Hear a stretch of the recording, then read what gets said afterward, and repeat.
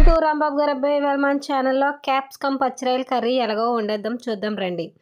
ముందుగా 2 ఉల్లిపాయలు అనేది ఇలా సన్నగా తరుముకోవాలండి. 2 టమాటాలు 3 క్యాప్సికమ్ ఇలా తీసుకొని ముక్కల కింద చేసుకోవాలి. కొన్ని పచ్చిరాయలు నీట్గా కడుక్కొని కొన్ని ఇలా పెట్టుకోవాలండి. ముందుగా ప్యాన్ పెట్టుకుని ఆయిల్ వేసుకున్నాను. కొంచెం ఆయిల్ బాగా ఈటెక్కాలి. ఈటెక్కిన తర్వాత కొన్ని ముందుగా కట్ చేసుకున్న పచ్చిమిరకాయలు ఉల్లిపాయలు ఉన్నాయి కదా, అవి వేయించేసుకుందాం మనం. నేను ఇలా వేసుకున్నాను. ఉల్లిపాయలు పచ్చిమిరకాయలను ఇలా వేసుకొని బాగా వేగనివ్వాలి. ఇవి బ్రౌన్ కలర్లో వేగాలండి. బ్రౌన్ కలర్ వచ్చేదాకా మనం వేపుకుందాం. ఒక 5 మినిట్స్ అయితే వేగిపోతాయి. ఇలా వేపుకుంటే ఏంటంటే ఉల్లిపాయ కసు మందో బాగా వేగుతుంది అన్నమాట. మనం బ్రౌన్ కలర్లో ఇలా వచ్చేసినాయి చూసారా. ఇలా వచ్చిన తర్వాత మనం ముందుగా టమాటాలు కట్ చేసుకున్నాం కదా, ఆ టమాటాలు వేసేసుకుందాం. వేసుకొని ఇవి కూడా మనం మిక్స్ చేసుకుందాం ఒకసారి. ఇవి బాగా మిక్స్ చేసుకున్న తర్వాత ఇది బాగా మిక్స్ చేసుకోవాలి, బాగా వేగనివ్వాలి.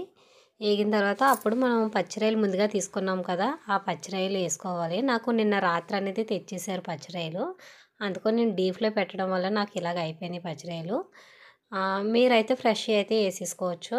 నేను అయినా ఇలా వేసేసాను, బేగనే అయిపోయినాయి, విడిపోతాయి ఇవన్నీ ఇలా వేసినా సరే. చూసారా ఇలా అలా కదుపుతున్నాను కదా, ఇలా కదిపినప్పటికి మొత్తం అన్నీ విడిపోయినాయి చూసారా. ఇలాగ అయిపోయినాయి. ఇలాగ అయిపోయిన తర్వాత బాగా వేగాలి. వేగితే దీనికి ఉన్న వాటర్ అనేది బయటకు వచ్చేస్తుంది అన్నమాట. రైకి ఉన్న వాటర్ సపరేట్ అయిపోద్ది. వేగిన తర్వాత బాగా వేగాలి. ఇలా వేగిన తర్వాత మనం ముందుగా కట్ చేసుకున్నాం కదా క్యాప్సికమ్, అదిని ఇలా వేగిన తర్వాత అప్పుడు మనం క్యాప్సికమ్ అనేది వేయించుకోవాలి. చూసారా ఇలా మొత్తం అంతా వేగిన తర్వాత చూసారా, ఇలా మొత్తం అంతా వేగిపోవాలి. ఇలా వేగిన తర్వాత అప్పుడు మనం క్యాప్సికమ్ అనేది వేసుకుందాము. ఆయిల్ అనేది పైకి తేలిపోద్ది అన్నమాట.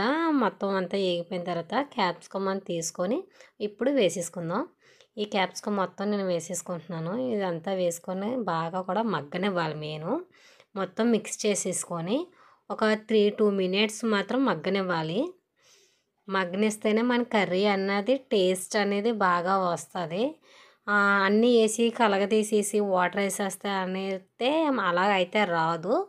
ఇలా మనం ఆయిల్లోనే బాగా వేగనివ్వాలి. ఆయిల్లో బాగా వేగనిస్తే ఏ కర్రీ అయినా సూపర్గా ఉంటుంది. కొత్త వాళ్ళు ట్రై చేసినా కంపల్సరీ వస్తుంది అన్నమాట. చూసారా ఇలా బాగా వేగనివ్వాలి. వేగిన తర్వాత కొంచెం మనం ఉప్పు అనేది వేసుకుందాం. కొంచెం ఉప్పు, కొంచెం కారం అనేది వేసుకుంటున్నాను నేను. చూసారా 2 స్పూన్స్ కారం వేసుకుంటున్నాను నేను. మా పిల్లలు అయితే కారం ఎక్కువ తినరు. పిల్లలకు కదా నేను కర్రీ వండుతున్నాను, అందుకని నేను కొంచెం తక్కువే వాడతాను కారం అనేది. నేను 2 స్పూన్స్ అనేది కారం వేసుకున్నాను, నాకు సరిపోద్ది. ఇది కూడా బాగా మిక్స్ చేసేస్తున్నాను చూడండి. ఇలా 2 మినిట్స్ మాత్రం కలుపుకోవాలి. కారం ఉప్పు వేసుకున్నాం కదా, 2 మినిట్స్ కలుపుకోవాలి. బాగా కలుపుదాం.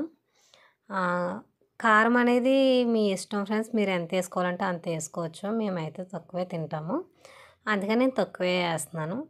చూసారా కారం వేసాక మాడిపోద్ది, అలా మాడకుండా బాగా కలర్ తీసుకోవాలి. చూసారా ఇలా వేసిన తర్వాత అప్పుడు మనం కొంచెం వాటర్ అనేది వేసుకోవాలి.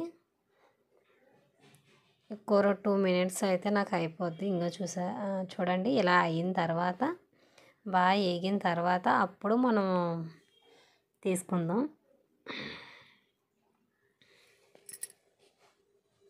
కంపల్సరీ ఫ్రెండ్స్ ట్రై చేయండి. కర్రీ ఎలాగొచ్చిందో కామెంట్ బాక్స్లో అనేది కామెంట్ చేయండి.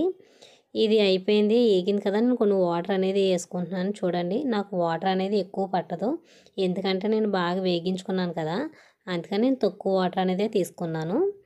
తక్కువ వాటర్ తీసుకుంటే కర్రీ వెంటనే బేగా అయిపోతుంది. మనం వేగినప్పుడే టైం పడుతుంది, మనకి వాటర్ వేసుకున్నాక బేగా అయిపోతుంది. ఒక 3 మినిట్స్ 4 మినిట్స్లో కర్రీ అయిపోద్ది ఫ్రెండ్స్. ఒక మూత అనేది పెట్టేసుకోండి, సరిపోతుంది.